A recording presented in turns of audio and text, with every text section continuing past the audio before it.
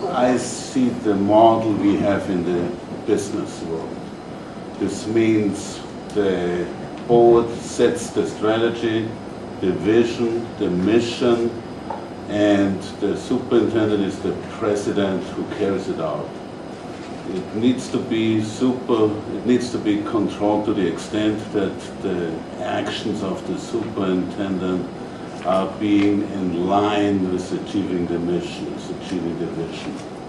So it's somewhat in the two options you gave me, in between.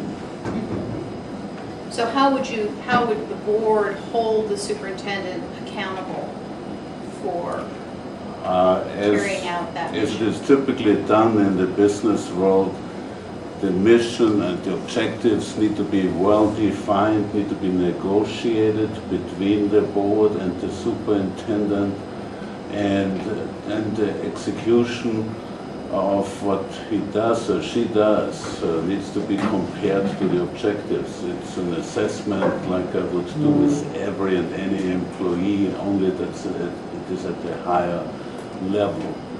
I feel strongly that it is the board's mission to set the policies, to set the strategies, but to also make sure that the actions of the superintendent are in line and are in the judgment of the board going towards achieving the objectives.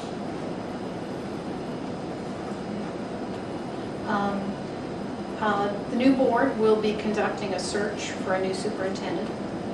If you could have anybody in the country, who or what kind of person would you pick and why? You mean a specific person? Well, if you happen, I mean, you don't have to name a specific person, but what kind of person? What kind of background? Maybe what kind of... not as straightforward as the lady from Washington, D.C. I can't remember her name right now. The superintendent. Michelle Reed? Michelle Reed, yeah. But we need a superintendent who, number one, is charismatic, is politically astute, so he can bring the community together. We need a consensus builder. We need also somebody who has a proven record, both in business. After all, CMS is one of the largest organizations in Mecklenburg County, and he needs to have, or she needs to have, also actual background in teaching. The superintendent needs to have been in a classroom for, let's say, 5 years, sometimes in their career.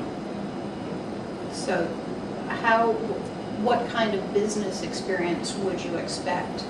At the level of a CEO, or at least president.